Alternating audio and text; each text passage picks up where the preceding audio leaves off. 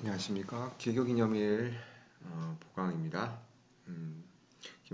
중간고사 전이니까 내용을 많이 하진 않고 간단하게 종묘와 사직에 대해서만 설명을 마치도록 하겠습니다. 시험은 제가 공지에다 다시 올릴 텐데요. 공지를 확인하시고 다음 주 수요일 날 저희가 시간은 다른 시간 10시 반에였나요? 제가 확인하고 다시 시간 올리도록 하겠습니다. 아무튼 강의실도 같이 올릴 테니까 확인하시고 강의실로 입장해서 어, 떨어져서 앉는 것도 제가 다 조금 일찍 들어가서 안내를 또 하도록 하겠습니다. 아무튼 공지사항을 잘 확인하시기 바랍니다. 자, 종묘와 사직은 어쨌든 이제 조선 초기에 조선 개국하면서 정도전과 이성계가 중점을 두고 만들었던 오늘날의 문화재고 그 당시에는 중요한 시설이었죠. 종묘 그리고 사직이 어떤 것을 의미하고 있는지 도대체 이 사람들은 왜 개국 초기에 바빠 죽겠는데 그리고 여러 중요한 다른 관직의 설치라든지 과거 시험을 봐서 관원을 뽑아가지고 지방에 내려보내는 것도 힘든데 왜 종묘와 사직을 또 만들었는지 이런 점들에 대해서도 한번 생각해 보도록 하겠습니다. 일단 종묘와 사직이 어떤 것인지 중요한 의미를 갖고 있다라고 하는데 뭔지에 대해서 좀 이야기를 좀 해보도록 하겠습니다. 일단 종묘는 묘입니다. 묘. 무덤이긴 한데 진짜 무덤은 아니고요. 사람이 죽었을 때에 그 당시 사람들이 생각했던 관념 속에서 백이 머무는 곳. 그러니까 일종의 홀령인데요. 홀령이 머물고 있는 그 신주단지 모시듯 이런 거 있잖아요.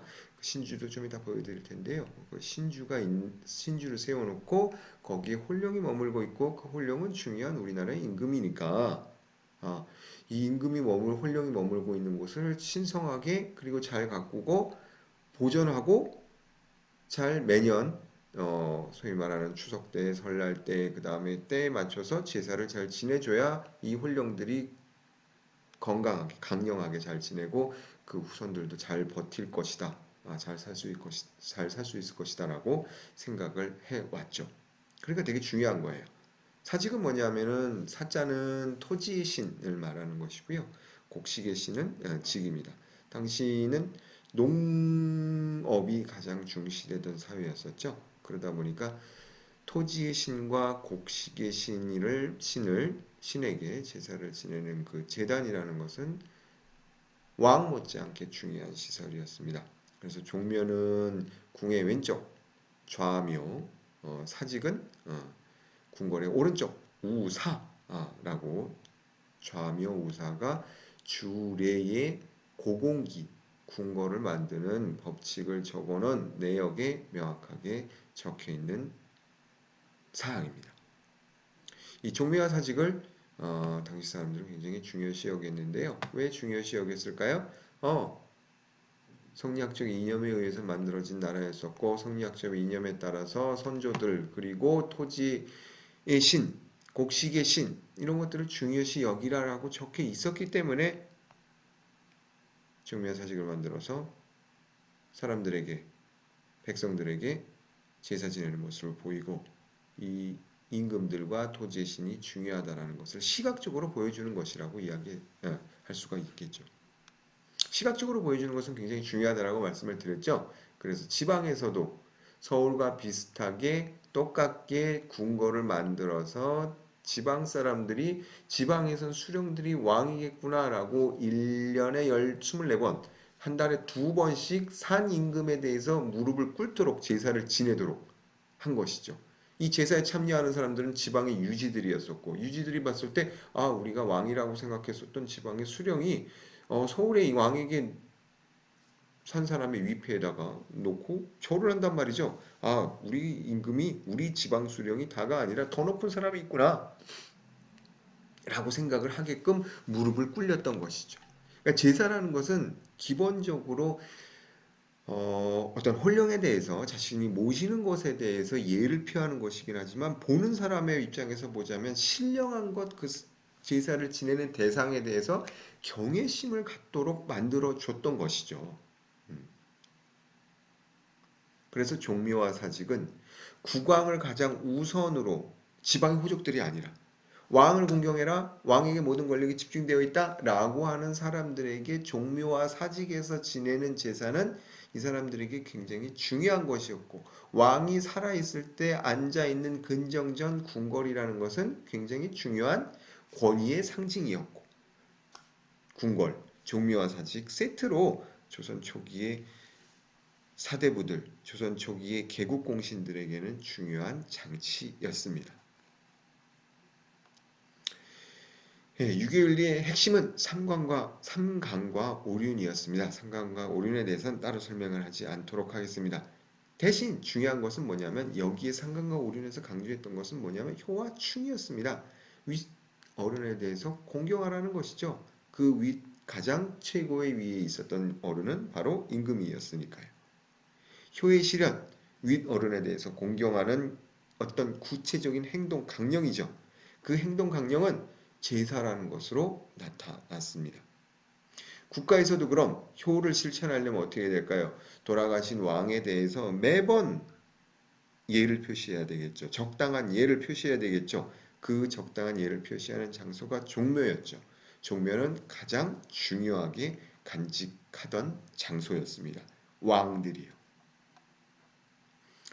유교문화의 기반 농사였습니다. 이 농사를 어떻게 숭상을 할까요? 높이 할까요? 농사 짓는 것이 굉장히 소중한 것이다라고 사람들에게 보여줘야 사람들이 농사에서 떠나지 않고 힘들지만 농사를 지어야 되고 그렇게 함으로써 임금은 일하지 않고 먹고 살 수 있었던 것이죠. 그죠? 백성들에게 농사가 가장 중요하다. 힘들지만 너희들이 나라를 지키는 것이다라고 포장해서 강조할 수 있었던 것이죠. 제사를 지낸 겁니다. 우리가 가장 높은 분이라고 생각했었던 임금이 무릎을 꿇고 또 다른 사람들에게 제사를 지낸단 말이죠. 그 제사가 토지의 신, 곡식의 신이라는 거예요. 그 곡식의 신을 우리가 생산하고 있다. 우리도 중요한 사람인가? 사람들이 착각할 수 있다라는 것이죠. 안 그런데 실제로는 그렇지 않잖아. 막대하잖아. 노비들 막대하잖아요. 그럼에도 불구하고 너희들이 하는 일이 굉장히 중요한 일이다 라고 속이고 싶었나 봐요. 제사를 지냈죠. 임금이 무릎을 꿇고.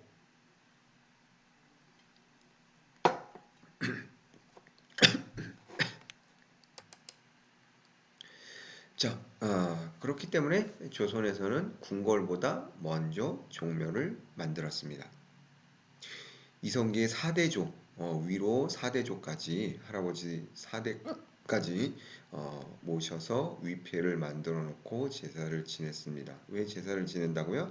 아까 얘기했다시피 시각적으로 이성계가 더 이상 변방의 무장이 아니라 국가의 가장 큰 어른이다 라고 사람들에게 보여줄 필요성이 있었던 것이죠. 그러니까 이성계의 할아버지들을 모셔다 놓고 할아버지들에게 제사를 지내면 이성계가 국가의 가장 큰 어른이구나 라고 사람들에게 시각적으로 보여주려고 했던 것이죠. 종묘부터 먼저 서둘렀습니다. 종묘를 만들어 사람들에게 보여주려고 했던 것이죠.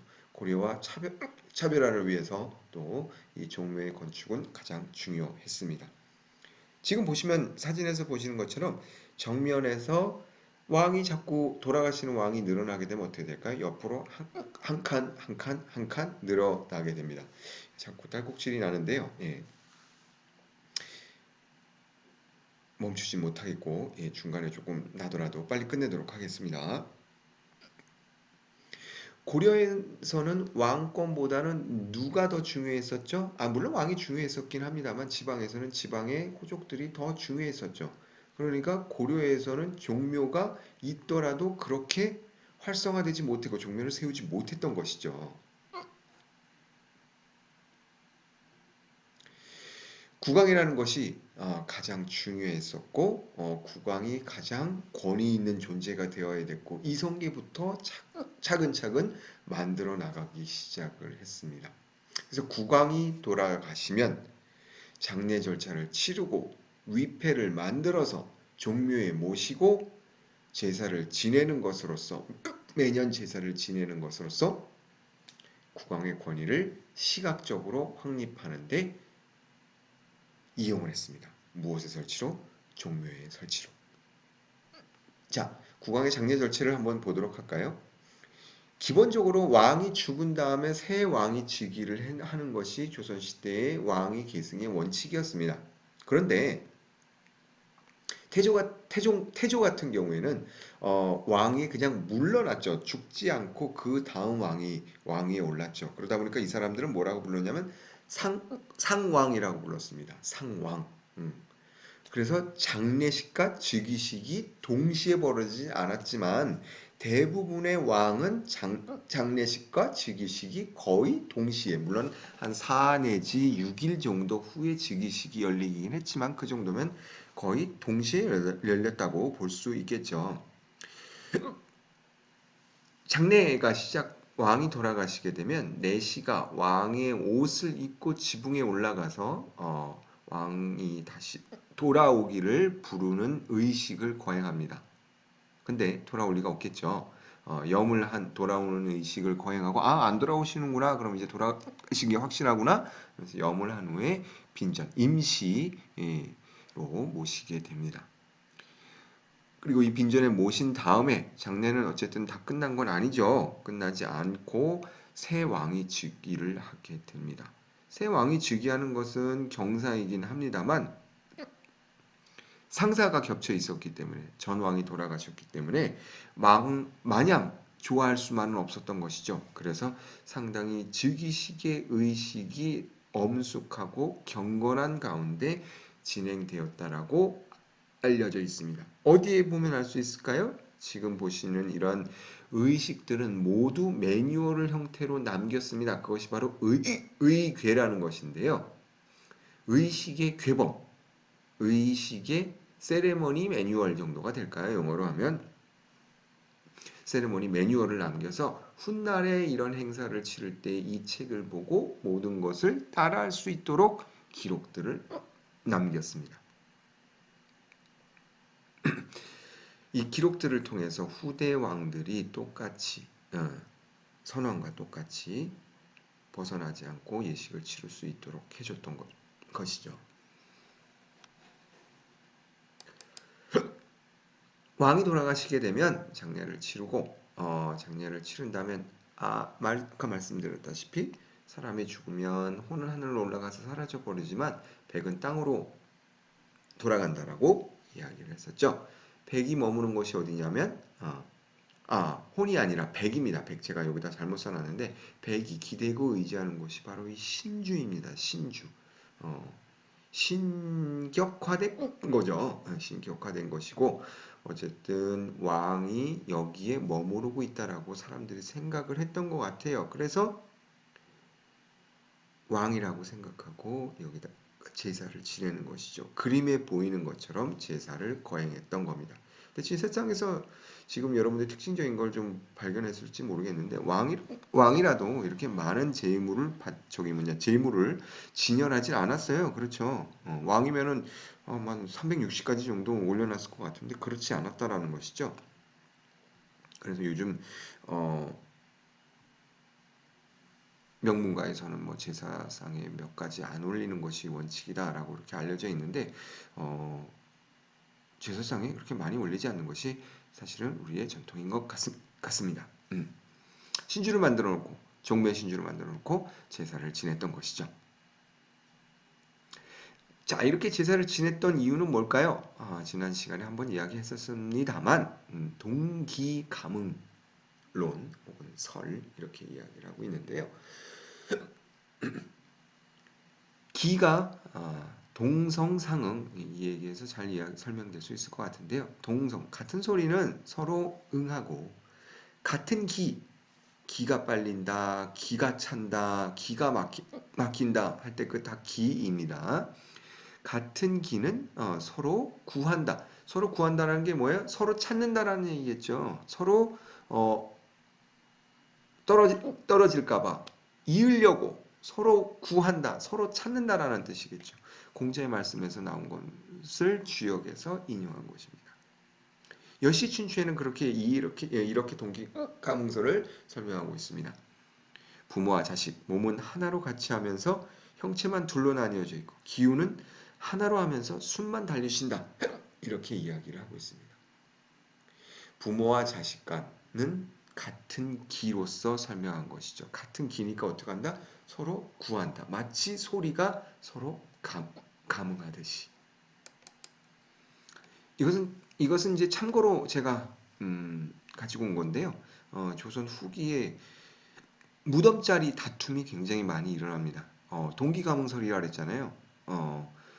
할아버지랑 나랑 아버지랑 나랑 같은 기로 엮여 있으니까 아버지의 혼백이 특히 백이 죄송합니다. 백이 편안하게 머물게 하려면 좋은 몇 자리를 써야 된다는 것이죠. 좋은 몇 자리를 쓸 수 없는 사람들은 어떻게 할까요? 몰래 투장이라고 합니다. 투장. 허락을 받지 않고 도둑질하듯이 장례를 지내는데 장례를 하려면 원래 봉분을 만들잖아요. 볼록 튀어나오게. 그 봉분 없이 몰래 갖다 묻은 거예요. 몰래 갖다 묻더라도 나의 아버지 혹은 할아버지가 좋은 곳에 묻히게 되면 나도 잘 될 수 있을 것이라는 생각 때문에. 근데 발견이 되겠지. 왜냐하면 자주 가보는 사람들, 효자들 같은 경우에 자주 묘자리에 가보잖아. 가보게 되면 발견이 된다는 것이. 그래서 이 경우에는 내가 직접 그 시신을 파내면 좋은, 내가 주인일 경우에 파내면 좋은데 원래 법대로는 못 파게 돼 있어요.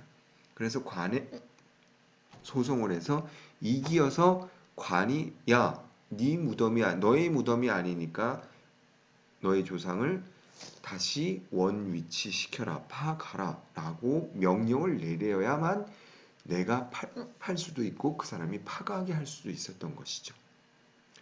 바로 지난 시간부터 이야기했었던 동기 가문설 때문에 나오게 된 이 사건, 조선 후기의 흐름이라고 볼 수 있을 것 같습니다. 무덤의 위치를 설명하기 위해서 내 무덤이라는 것을 확실히 하기 위해서 보기와 같이 그림을 그려놓고 무덤의 위치를 설명하고 있습니다. 그리고 지금 글씨가 보이고 있는데요. 이 글씨는 법정 다툼을 위해서 개인이 소장을 올린 것인데 지금 이 그림에서 보이는 왼쪽 그림의 아래측에 보이는 글씨는 이 그림의 앞면에 써진 글씨인데요. 관에서 이렇게 써진 글씨 같은 경우에 관에서 처분을 내린 것입니다. 큰 글씨로 써 있죠. 큰 글씨로 관에서 무덤을 파서 원위치시켜라 라고 처분을 내린 것입니다. 그 처분을 위조할까봐 그 글씨, 처분 글씨 위에다가는 반드시 이렇게 도장을 찍습니다. 도장을 찍게 되면 위조할 수 있는 범위가 확실히 줄어들게 되겠죠. 그래서 관에서 처분한 내역을 도장을 찍은 것으로 확인할 수가 있습니다. 자, 이렇게 성리학적 이념이 국가를 위주로 해서 종묘와 사직을 만들어 놓고 이것을 지내는 것이 사대부가 그리고 인간으로서 반드시 지켜야 될 예절이다라고 설명하는 것은 어느 정도 한계가 있겠죠. 다른 사람들도 좀 믿어야 되겠죠. 이 내역들을요. 그래야만 왕을 존경하게 되겠죠. 그렇죠. 혼이라는 것은 사람이 죽으면 윤회한 고려시대 불교처럼 윤회하는 것이 아니라 백은 머물고 그 백을 잘 모시고 그리고 백을 잘 모시게 해서 제사를 지내는 것이 중요하고 이런 것들을 민간에도 널리 퍼뜨려야만 조선의 왕도 중요하다라는 것을 그리고 우리가 잘 살기 위해선 조선의 왕에게 제사 지내듯이 왕에게 제사를 지내야 되고 집안에서는 자기 조상들에게 제사를 잘 지내야 된다는 것을 사람들에게 잘 설명을 할 필요성이 있었겠죠. 그래서 법으로 규정을 해버렸어요. 근데 이게 법으로 규정한다 그래서 잘 이루어졌을까요? 민간에서도 제사를 지낼 수 있었을까요? 아니죠. 민간에서 제사 지내라고 한다고 해서 반드시 지내는 건 아니죠. 제사 지내려면 돈이 많이 들었기 때문이죠.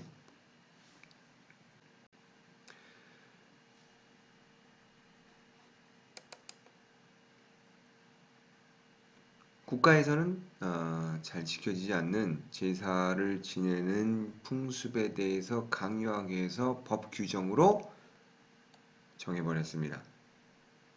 주작 아래에서도 특히 주자라는 사람은 성리학 공자맹자를 재해석한 사람, 성리학의 모태가 된 사람인데요. 이 사람이 지은 집안의 예법에 대한 책입니다. 주자가래.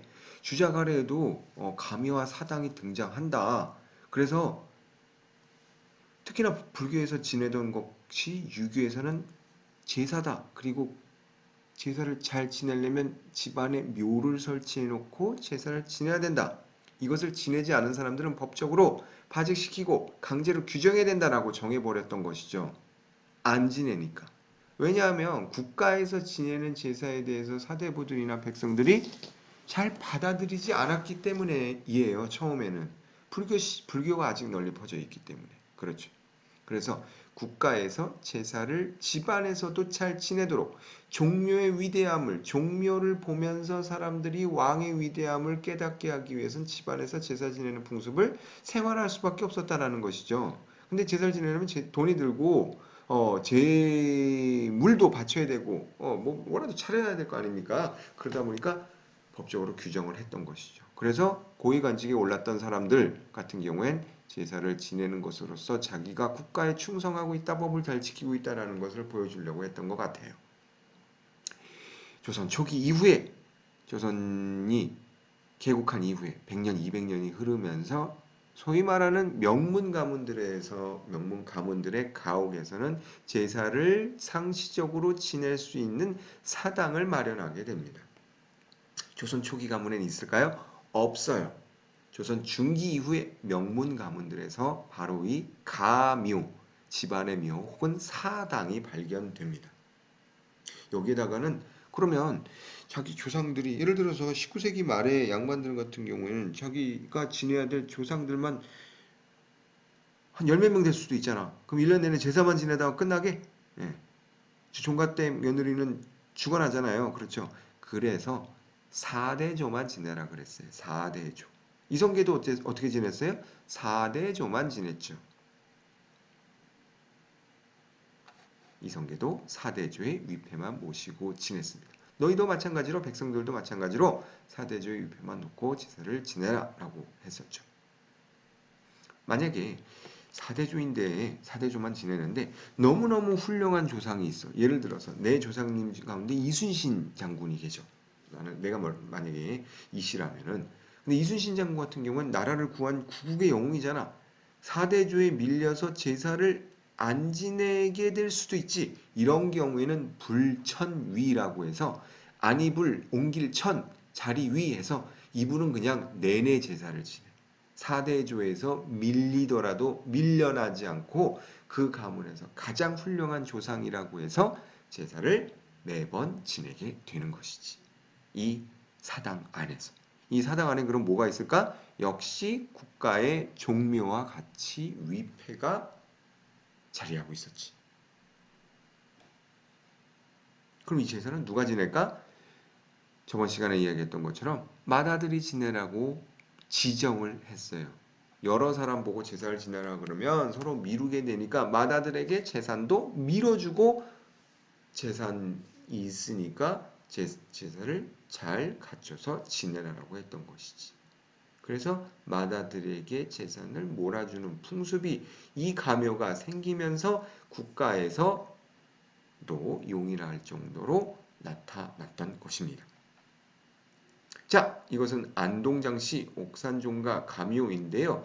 집안에서 가장 좋은 위치에 명당 자리에 이렇게 건물을 세워놓고 건물이 크진 않았겠죠. 크진 않았지만 건물을 세워놓고 안에다 위패를 놓고 위패를 4대조만 놓는다 그랬죠. 불천이가 있을 경우에 한두 개 더 추가되긴 했습니다만 기본적으로 이렇게 작은 곳에다가 위패를 4개 세워놓고 제사를 지내도록 법으로 규정했습니다.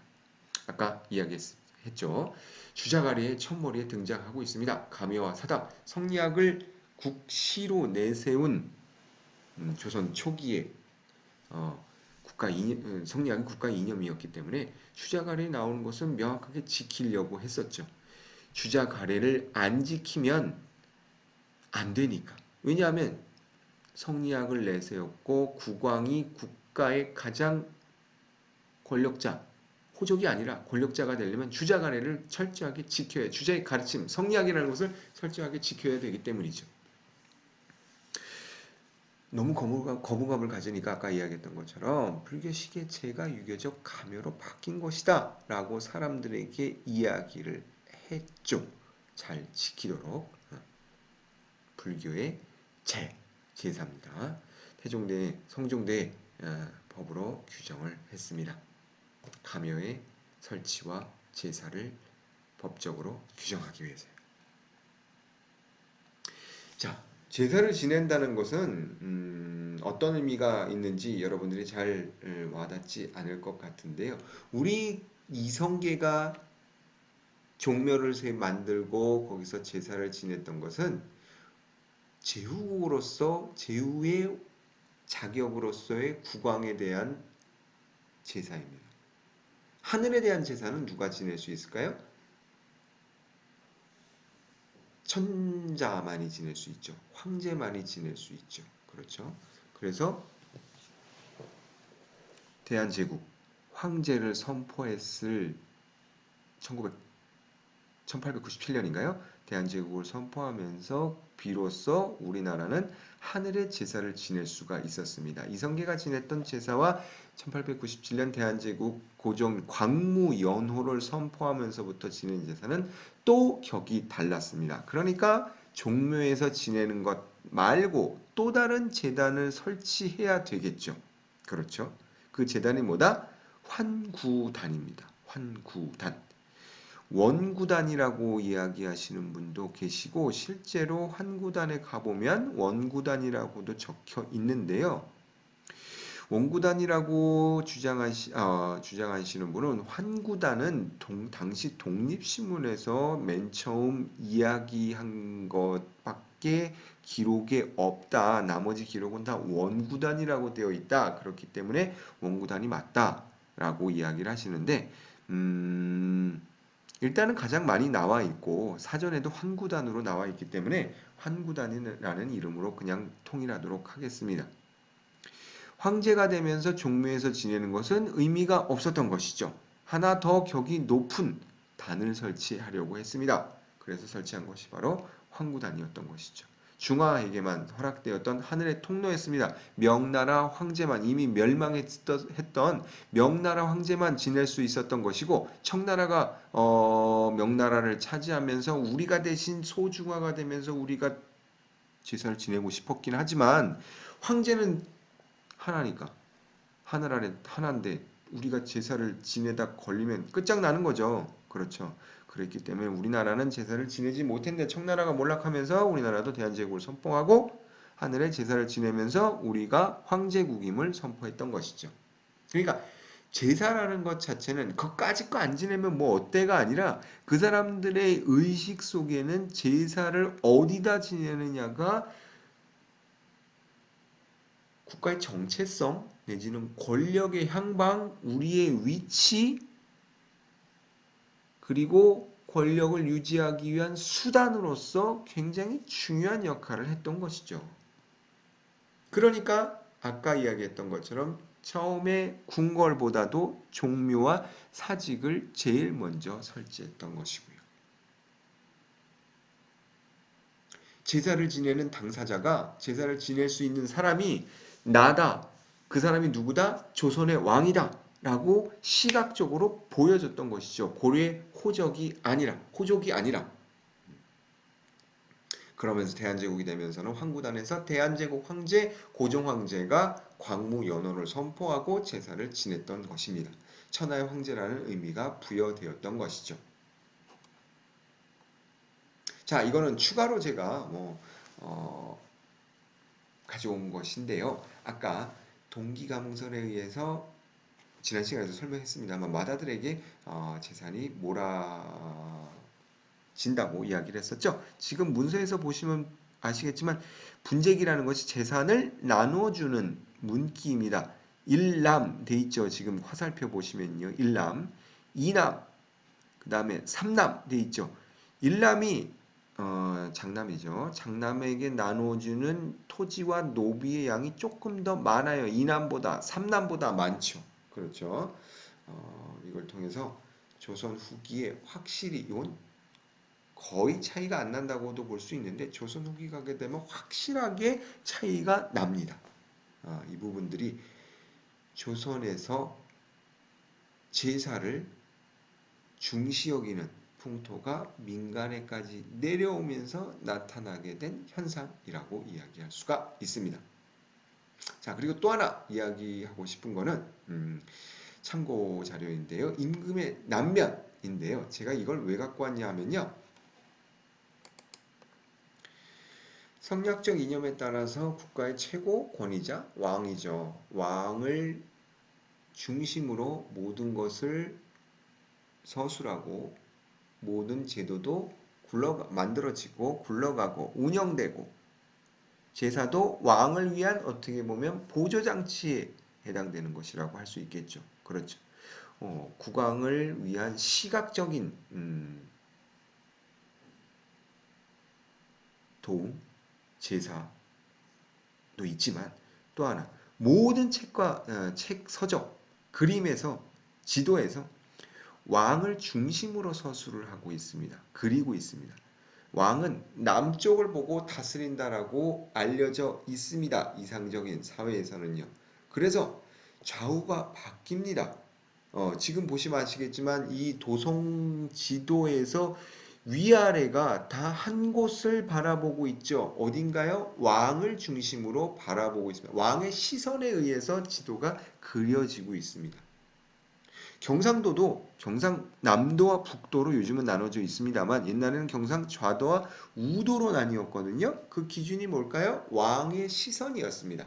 왕을 기준으로 왕이 남쪽을 바라보면 좌측은 경상좌도가 되는 것이고요. 경상우도는 우리측, 지금으로 진주에 해당되는 게 경상우도가 되겠죠. 그렇죠. 왕을 중심으로 모든 것, 도서도 편찬하고 그림도 그리고 제도도 완성을 했습니다. 제사와 관련된 왕을 중심으로 형성된 여러 가지 제도, 그 중에 제사에 대해서 살펴봤습니다. 시험은 여기까지 나오는 것으로 하겠습니다. 그리고 시험과 관련된 내용들은 공지로 어디 몇 시에 언제 어디서 어떻게 보는지는 공지로 올려놓도록 하겠습니다. 수고하셨습니다.